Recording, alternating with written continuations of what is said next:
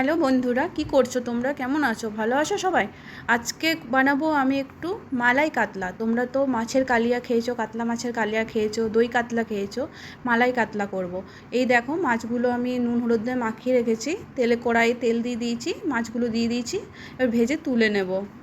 দু পিঠ ভালো করে ভেজে নিয়েছি, এবার গরম তুলে নেবো। দেখো, একটা প্লেটের মধ্যে একটা পেঁয়াজ আছে, হাফ ইঞ্চি মতন আদা আছে, কিছুটা রসুন আছে, আর 3টা কাঁচা লঙ্কা আছে। আমরা ঝাল খাই, তো যে যেমন ঝাল খাবে সেই অনুযায়ী লঙ্কা দেবে।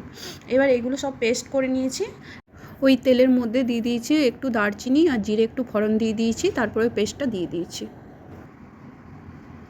এবার এর মধ্যে ছিল 2 চামচ ফেটানো টক দই, আর কিছুটা কাজু ছিল, ওই 8-10টা মতন। এগুলো বেটে নিয়েছিলাম, বেটে একসঙ্গে দিয়ে দিয়েছি কাজু আর টক দই পেস্টটা।